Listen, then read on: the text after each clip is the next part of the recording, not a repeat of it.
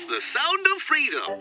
Freedom from dirt, dust, dander, and depressing thoughts. A Tough Boy vacuum is more than a handy friend for cleanliness. It's a shining light in the inky black of everyday household oblivion. Say goodbye to worry at the atomic level with the new Tough Boy line of super suckers with Absorbotron technology from the fine folks at Terordyne. This manic marvel will keep your residence pod squeaky clean. Not a molecule out of place or a dust mote to blind you to the stark reality that the world you left behind is no more, and your continued existence rests in the all-powerful hands of Father Potter. Don't wait. Get yours today, and take comfort in the brutal hum of contentment that only a Tough Boy vacuum can provide.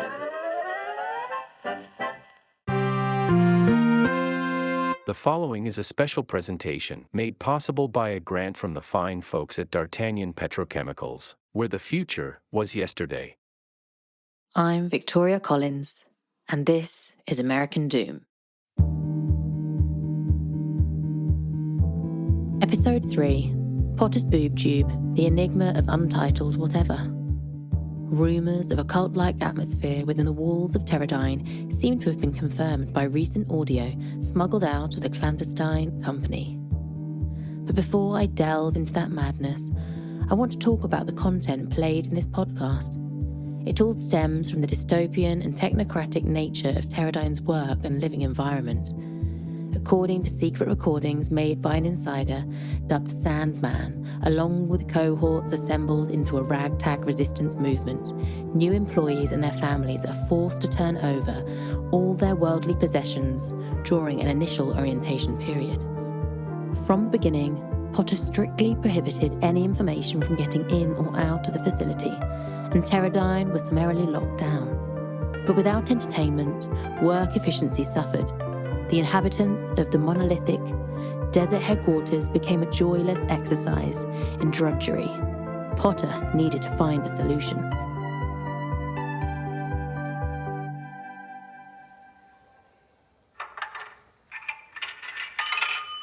Kenneth Potter, your fearless leader here. There's been a fair amount of bullshit going round about this so-called lady. Are you asking yourselves, will she pay me a visit? What is she singing? Listen, the lady is a myth. Everyone knows that. Whatever you hear is nonsense. Absolute bullshit. I don't want to hear another word about the lady. Got it? Throw a bunch of them into the crop pit and see if I don't forget about the lady quick smart. What do you mean we don't have a crop pit?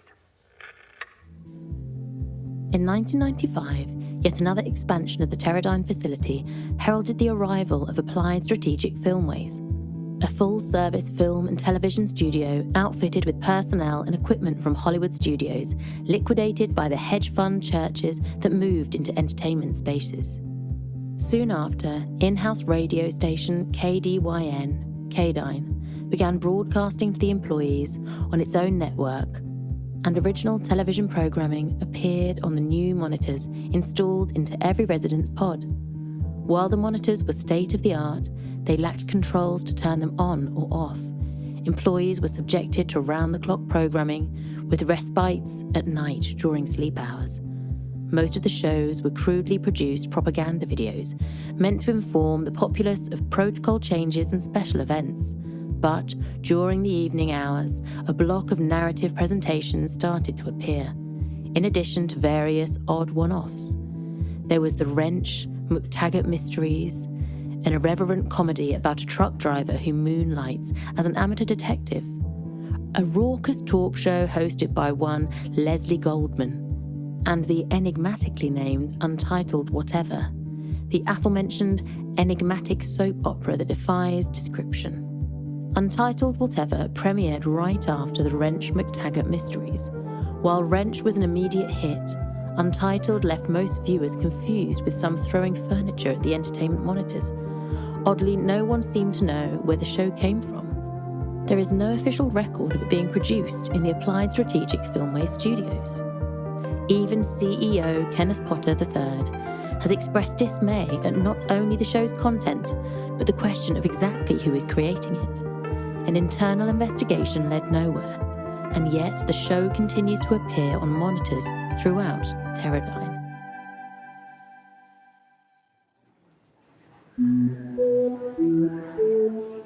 Disregard any and all sounds you may hear from the pool rooms, as localized testing has commenced. Terordyne thanks you for your patience. L'acoluso dell'adammito iestu aberto. Terordyne postulas viam pacienzo. Potter has ranted about a conspiracy of traitors during his What's Up Terordyne segments, but the culprits have yet to come forward or be discovered. Is the show being transmitted from outside the walls of Terordyne? Why does the Sandman sound suspiciously like the character of Elliot? Inhabitants are equally perplexed by KDYN and its poorly produced music.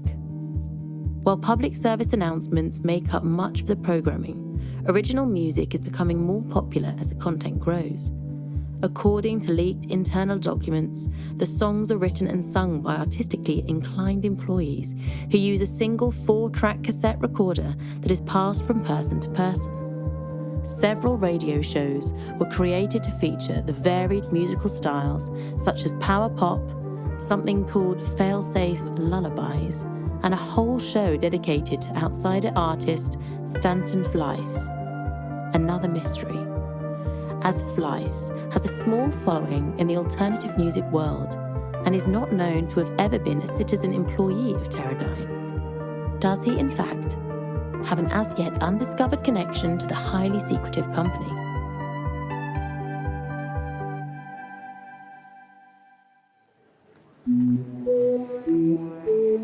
Please hold for a message from Father Potter. Altigu Kionain di estas paranta, kai directu ciu in attento in alla voce de Patro Potter. G'day, guten Tag and bienvenue. We begin with another glorious season of entertainment for the thousands of brothers and sisters here at the Terordyne facility. Your contributions keep us all engaged and working efficiently. Look, I must say that Wrench McTaggert show is a real beauty. So keep back with a nice glass of Cab Sav or scud a few frothies while you enjoy this week's episode. You just might hear a familiar voice. And remember, here at Terordyne, your participation helps develop atomistic solutions for a better today. At least, that's what it says here. Right, which one of you wankers wrote this? Jesus, I'm going to crack the shits in a second. La libertempo estis preprogrammita por la tuta volontariado. Via partopreno estas contentiga, sed gi povas facile esti plibonigita. Wrench McTaggert provisos moralan ca etican planon por vi, la fidela dungito. Ne tro indulgi en rigardo de directa amuso. Ebriigio cae sequa malfruo ne estos toleritai. Cae memoru, ci tie ce Terordyne, via partopreno helpas disvolvi atavismai solvoi por pli bona hodiaŭo. Within weeks of KDYN's first broadcast, requests began to flood into suggestion boxes, but the demand was too high and a second 4-track recorder was constructed. While the search for Untitled Whatever's creator, writers, cast and crew continues, bootleg tapes of Terordyne's shows have begun to spread through online communities outside of Terordyne. Wrench McTaggert fan clubs and even unauthorized merchandise have popped up at WrenchCon, a yearly celebration of the McTaggert universe. Is Potter aware of its popularity? Knowing how litigious he has been in the past, will he sacrifice his company's secrecy to get entangled in lawsuits? Fans are betting he won't. They hold candlelight vigils for Sandman to pray for his safety as Terordyne security closes in on the elusive rebel. For today's edition of What's Up Terordyne, I have a letter here that reads, Dear Father Potter, when I arrived at Terordyne, I gave up my worldly possessions and was grateful to do so as you provide my fellow brothers and sisters with everything we could possibly need. I don't want to sound ungrateful, but I really miss my music, especially my Robin Hitchcock records. Don't get me wrong, the music on K-Dine is wonderful, but listening to you and Oblivion made me so happy. I bet my work efficiency would double if I could just hear one of his songs. Could you put in a special request for me? Signed, your obedient pal, Lord of the Board. Well, Lord, to show just how benevolent I am, no matter what that traitor Sandman says, I've commissioned one of our musicians to fulfil your wish. Never let it be said that Kenneth Potter doesn't care deeply about the fine folks here at Terordyne. Now, I've heard some grumbles that the music is too scratchy. One complaint alleges that it all sounds like it's recorded through a hearing aid lodged in a duck's arsehole. Oh, what's the deal with the sound quality? Who? Oh, I'm being told that it's a style of music called lo-fi. So, if it's good enough for Bob Pollard, it's good enough for you lot. Complainers can take a number and line up for static negation. There's no music in the outer dark, just a high-pitched scream that never stops, or so I've been told. Who the fuck is Bob Pollard? Never mind. Play the bloody jingle already.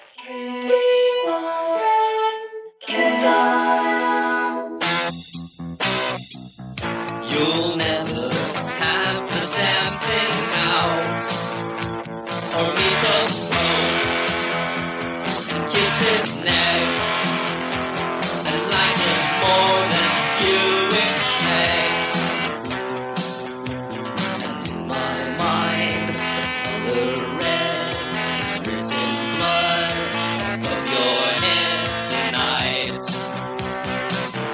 When the time is right, you'll never have the damn thing out, or meet the queen and kiss her throat and ask her where she hangs her clothes. And in my mind, the color blue will never be as dark as you tonight. When the time is right,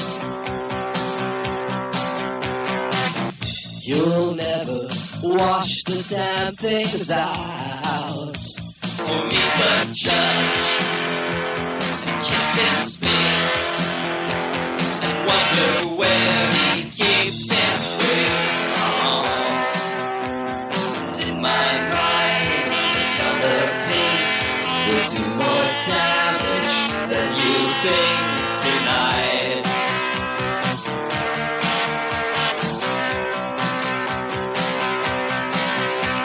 And in my mind, the color green is so lovely and obscene tonight.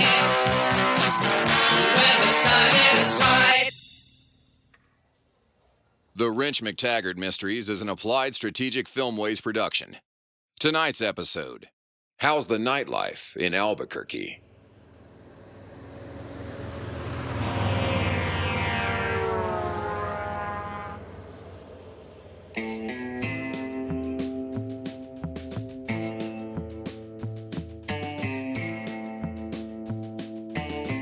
When last we left our hero, Wrench was taint deep in yet another mystery.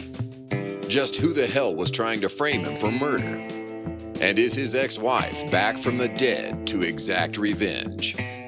Maybe the Drifter knows more than he's saying. Yet another mystery for Wrench McTaggert. Patriot first, interstate trucker second, amateur detective by calling. And these? Well, these are his adventures.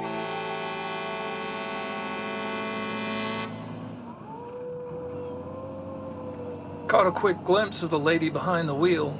Platinum blonde hair, boobs pushed up to her chin. Name a guess. Mole over her lip, cold dead eyes like a shark, Lee Horsley neck tattoo. That's right, though it looked more like DeForest Kelly. Reminds me of someone. Ex-wife. Someone from my past. Do tell. It's a long, sorry story. It's a long, sorry road we're on. Ain't that the truth? Well, I'll have to start at the beginning. Mind if I provide accompaniment? Suit yourself. It all began in Monkey's Eyebrow, Kentucky. Is that a real place? Oh, you bet it is.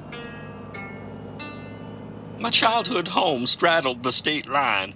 I got squirted out on the Kentucky side. My twin brother on the Illinois side dropped when my mama went to the kitchen to get a beer. That sumbitch never let me forget it.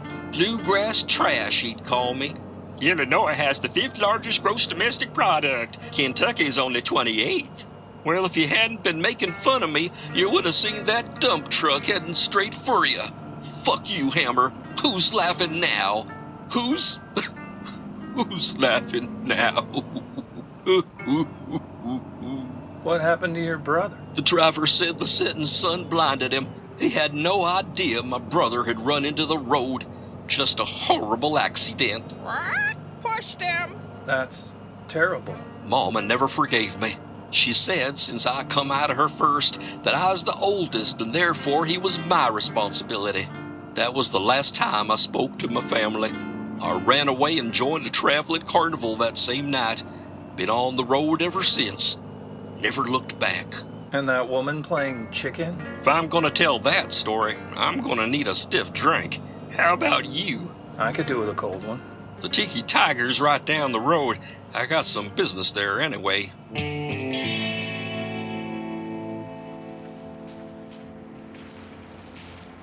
The infamous Tiki Tiger, a den of debauchery strung with cheap Christmas lights. Redolent with the heady scent of cocoa butter, bare feet and sulfur, like a Union Carbide Company picnic. A dark hallway leads to cramped rooms, marked private, where a trucker can knock the dust off with a helping hand from a lady of the road. Wrench knows it all too well. Aloha, gents. What'll it be? Draft for me, cheapest you got. Salted dog for Rudy. And you, sir? I'll do, Our friendly neighborhood drifter scans the cocktail menu. Sunrise rum smash? Maybe a Monroeville Mall zombie cooler. Or perhaps... Let me try the Freaky Tiki Tavi with a 151 floater. Extra cherries, Sivu play. Coming right up, sir. Oh, shit. Pick the hardest one, why don't you? So, you were saying you might know the woman who tried to kill us? Ex-wife. Yeah, Rudy? It's gotta be her. It just has to be. One draft and one salty dog for the budgie. Still working on yours, sir. You know, we have a lovely selection of craft beers in the bottle. You sure you wouldn't like to try a pill? You sold me on the cocktail. Righto. I'm gonna crack the shits in a second. Bloody tourists. But it can't be her. Who? My wife. Wife or ex-wife? She disappeared 3 years ago. I had her declared dead this year. For a while, I was under suspicion of murder, but they had nothing. 'Cause you're smart? 'Cause I didn't do nothing. I come home one night after a particularly long haul and she was gone. Left all her stuff. Cops found that suspicious and questioned me for hours. Cut me loose after my lawyer raised holy hell. Detectives stopped hounding me when sightings of my wife were called in. Someone swears they saw her in a snuff film. She always wanted to be an actress. Snuff film, huh? Nah, I guess she was a gaffer and the camera caught her in a shot. Here you go. One freaky Tiki Tavi with a 151 floater. Extra cherries. Where's the sparkler? Ah, forgive me. I will remedy that oversight immediately. Choke on it, fuck knuckle. Anyway, if she's the one driving that car, then she means to do me in. I bet she wants that life insurance money. I couldn't get a hold of it till she was legally declared deceased. How much? None of your beeswax. 1.5 million. Good Lord. I'd say that's a motive for murder. That's what I'm afraid of. Rooms are open if you gentlemen are looking for a special friend. We've got some right lovely mummies that'll give your bet a good polish. No thanks, barkeep. You sure? Looks like you could do with flying a flagpole. Hold on, is Paloma working tonight? Indeed she is. I knew you'd come around. Nothing like a helping hand to crack her fat. Want me to set her up in a room? That'll work. All right, I'll arrange it. You want the usual? The usual? Well, the Luau lotion package is a classic, or we have the new Volcano Nights Lubaganza.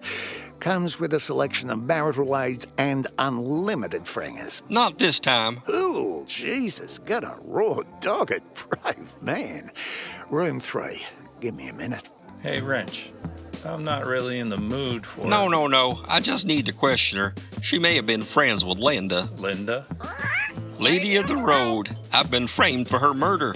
Need to find out if she was put up to it and had no idea they were going to kill her. Someone's gone to a lot of trouble to get you out of the picture. Someone has indeed. Patsy! Wrench is hot on the trail of his adversary. Clues abound. A possible witness awaits. Tune in next time for another episode of the Wrench McTaggert Mysteries.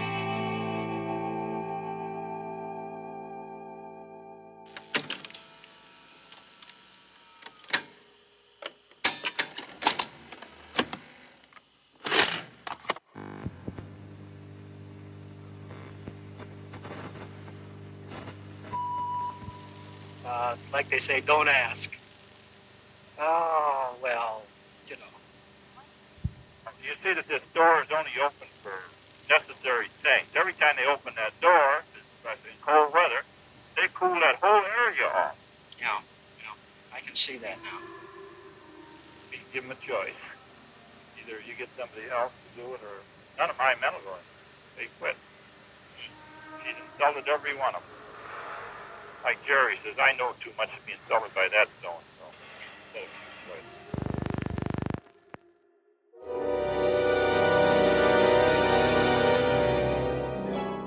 From the depths of the outer dark come tales to bewilder, befuddle, and bemuse. Tales to surely disconcert even the most ardent traveler through static negation. They can only be Tales from Terordyne.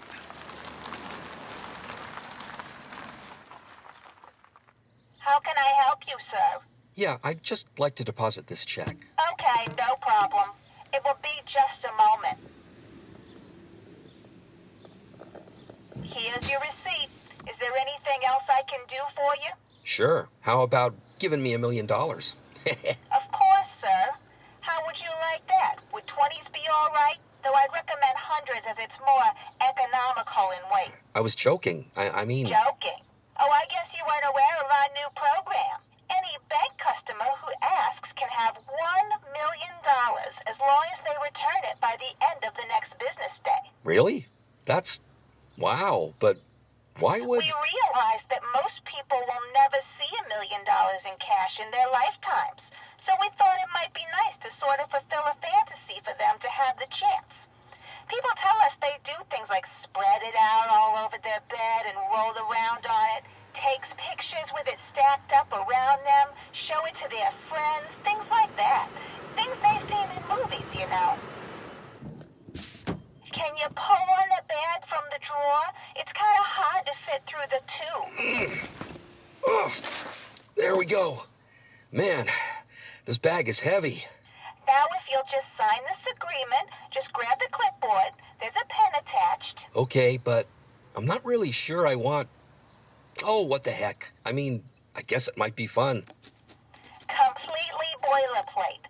So the gist is you agree to return the complete $1 million, not a cent less, by our closing time, 4:30 p.m., tomorrow afternoon. Okay. And please be aware that failure to return the entire sum of $1 million by that time will result in consequences. There certainly would be consequences.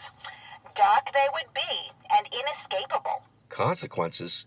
What do you... I believe the customer in line behind you is getting antsy. But, no, wait a minute. Thank you, and have a great day. But, you... Jeez. Okay. Thank you, and have a great fucking day. Return the money or there'll be consequences, huh? Yeah, right. Not if I'm halfway around the world. Stupid bank. Hannah Helper, dial sister. Dialing Mistress Fister. Cancel call. Dial sister. Dialing Sister. Hey sis, guess what? No, my low T has nothing to do with it. I'm about to check off my bucket list. Yes, the one item I have on it. No, I won't fall in. It's not pathetic. I'm a very simple man with simple desires. Listen, I figured you should know I'll be out of the country for a while, and thanks for your support. Not. All right, I'm going.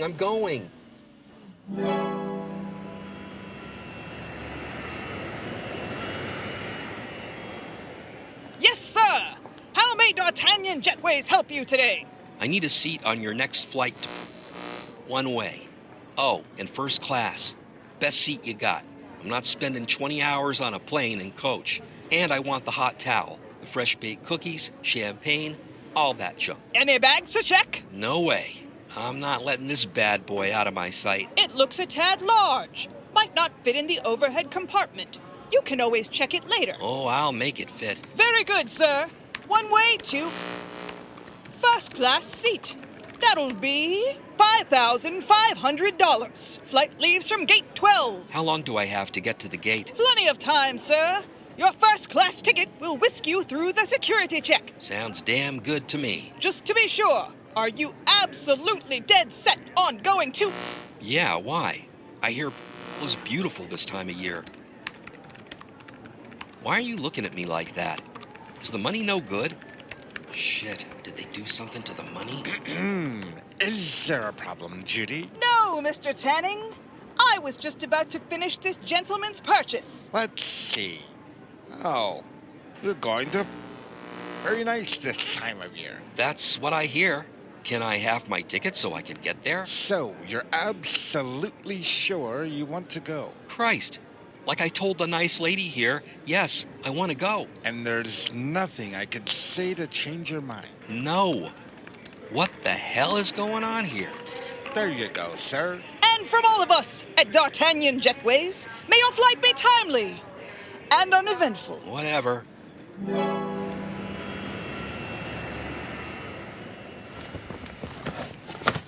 Sir, looks like it won't fit in the overhead bin. Oh no, it'll fit. It has to.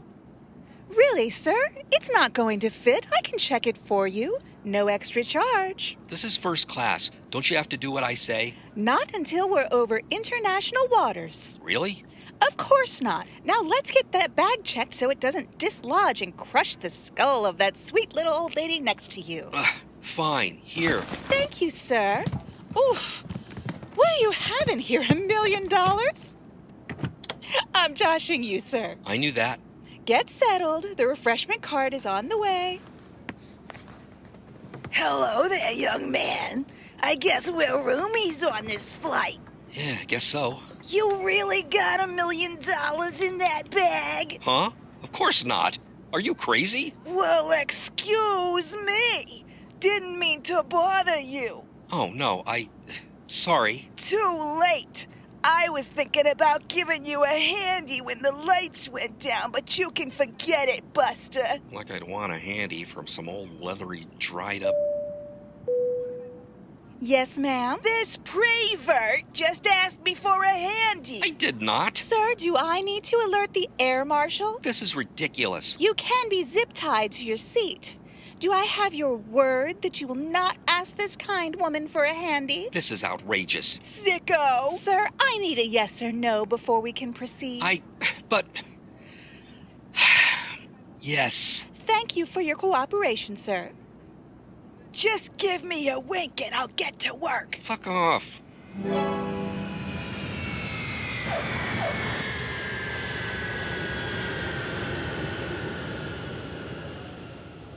Hello, sir. Finding your bags okay? I'm here to help. I don't see it. They checked it when it wouldn't fit in the overhead. Oh, boy. What? Oh, geez. What? Are you heading to... Yeah. So you're the guy. I'm sorry to report the untimely yet temporary disappearance of your bag. My bag? Yes, sir. Just my bag? This can't be happening. I had... Had, sir? Never mind. Once we locate your luggage, I will personally deliver it to your hotel. Where will you be staying? I'm at the... Very good, sir. Shouldn't take long.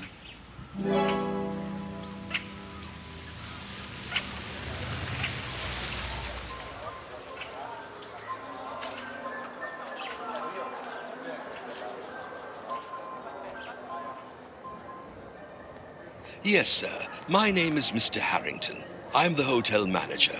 How may I help you today? I made a reservation on your website under the name... Okay, let me check you in. Ah, here we are, Mr.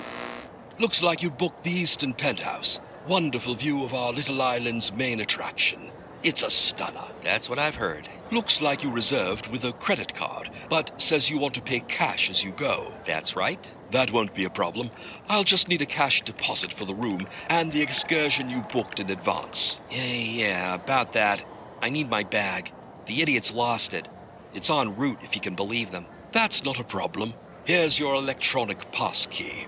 It's Penthouse East. Elevators to your left. There's an informational video that plays all day on Channel 4. It's a bit dated, but it'll tell you everything you need to know about why is a desired destination. Enjoy your stay.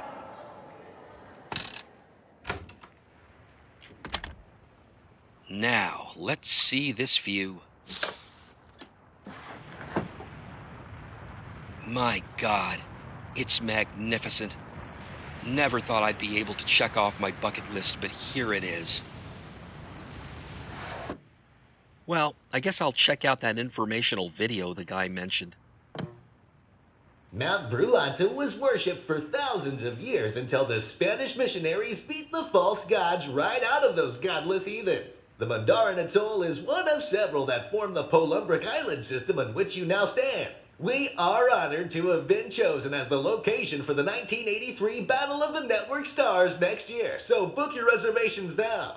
With Mount Brulanta as the backdrop, it's sure to be a memorable event. Local geologists believe the volcano will remain dormant for years to come, with a possible eruption no earlier than the year 2024. For now, enjoy your stay at the base of our stunning local legend. Aw, shit. Need a flight, quick. I'm sorry, sir. The last flight went out at 4:30. 4:30? I need to get out of here. You and everyone else on the island. How about a boat? Reserved for emergency cruise. Bicycle? Hang glider? We've decided to extend the hours of our free continental breakfast bar. No. Sir. Oh, sir. I have your bag safe and sound. On behalf of D'Artagnan Jetways, we appreciate your patience. Well, at least I have my...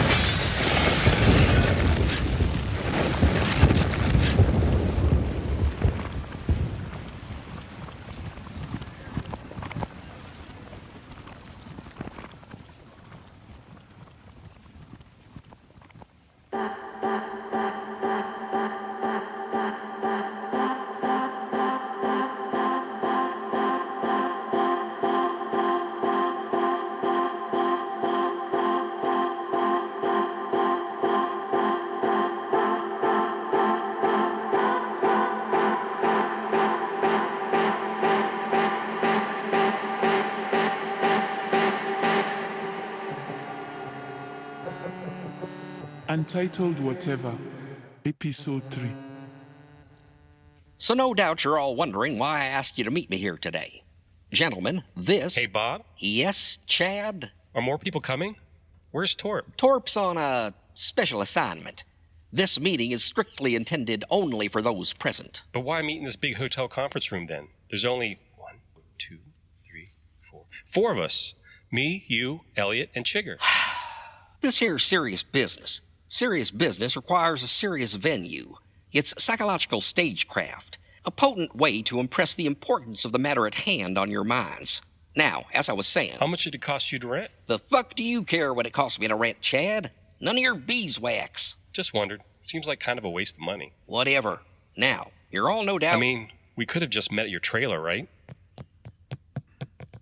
Ow! That hurt, Bob. As I was saying, you're all no doubt wondering why I asked you here today. Allow me to explain. Eyes on the screen behind me, fellas. See this guy? Big head, huge eyes, no nose, no ears, small mouth. This is what is popularly known as a gray, a type of alien that is said by many UFO researchers to originate in the Zeta Reticuli binary star system. But that's a load of horseshit. The grays are folklore. They don't exist. The actual aliens that actually do come from Zeta Reticuli look like regular humans, or at least they disguise themselves to look that way. And their leader is this guy. Why, I've seen that fella on the TV. Yeah, me too. No doubt you have. The buff physique, the excessive Botox and cosmetic surgery, and most tellingly, the dyed yellow hair sculpted into a big, ridiculous curved cone hairdo. This, of course, is Banana Head, one of the most successful stand-up comics in the world. Never heard of him. No one cares if you've never heard of him, Chad. So here's the thing. Banana Head is notoriously unfunny, right? Wrong. My friends, in actuality, this alien being possesses the most highly advanced comic mind in the universe. Humans are not capable of recognizing the incredibly complex, subtle nuances of his wit because it's so far beyond us. No, it can't be. It's the truth, Elliot. As human intellect stands in relation to that of a chimp, so does the Zeta Reticulan sense of humor stand in relation to that of humans. And Banana Head is their comedic Einstein, if you will. Wait a minute. If that's true, why is he so popular on Earth? Good question. Reality TV fans, QAnon idiots, Trump cultists, mental defectives in general, a good 75% of the population all told, love the guy. Elliot, would you reach over and nudge Chigger? Hey, Chigger, come on, man. Wake up. Huh? What's that? Pay attention. That's part of Banana Head's mind-boggling genius. There are multiple layers of meaning to his jokes. The simplest, most easily understood layer, the only one humans are capable of comprehending, is deliberately designed to appeal to the masses, the human masses, the ones he and the rest of his race mean to conquer and enslave. And they're living among us. Roughly 1 in 100 apparent humans is actually an alien, including, apparently, your wife, little brother. What, the joke Willa thought was so funny that didn't make any sense? It's a Zeta Reticulan joke, one that's not coded for lowbrow humans. It's much too sophisticated for any human to understand. Oh my God, wait a minute. Why did you have Chad tell it to me? Were you testing to make sure I'm not an alien? Hey, it was nothing personal. But we're brothers. You'd know if I was from Zeta Reticuli. You can't be too careful these days. Hey, Chigger, come on, man, wake up. Just let the old wino sleep it off. So anyway, before we move on to our plan... We have a plan? What did I just say, Chad? Before we move forward with implementing our plan, out of deference to you, Elliot, I decided to do one final, definitive test to make absolutely, totally, 100% certain Willa isn't human. You know my pal and fellow trailer park denizen Torp Wampum? The guy I suggested for checking out the ventilation in your basement? Yeah?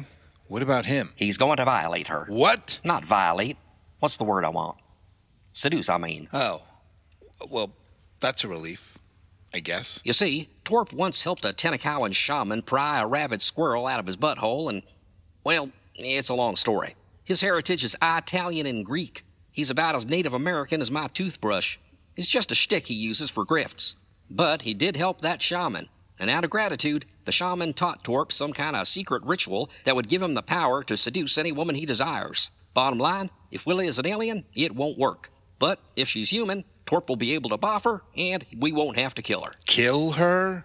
That's the part I was getting to next, the plan. It's simple. We have to kill all the aliens. Every last one of the fuckers. How? If 1 in 100 people are actually aliens, that's us against millions. Yep, it's a challenge, all right.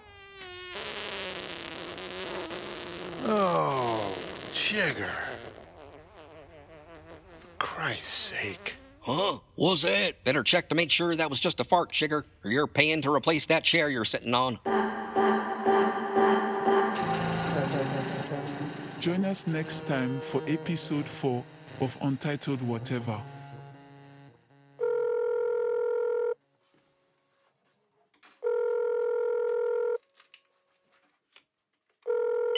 Sorry to bother you, sir. We just have a quick question. What do you like best about American Doom? Eh? The what?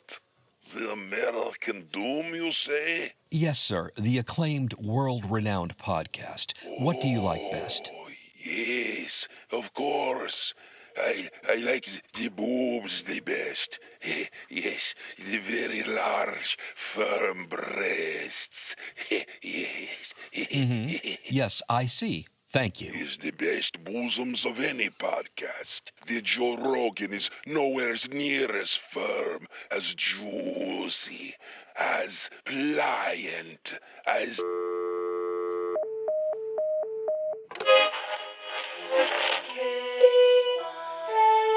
You're tuned in to Terordyne's 10,000 Watt Giant.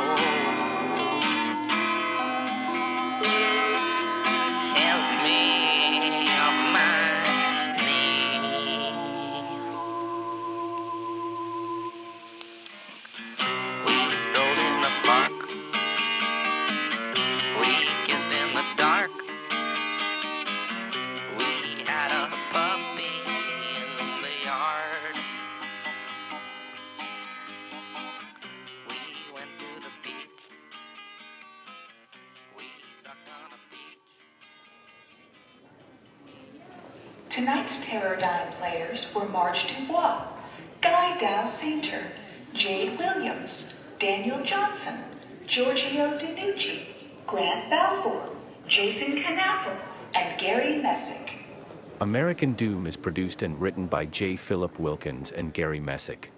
D'Artagnan Petrochemicals thanks you for your time and attention.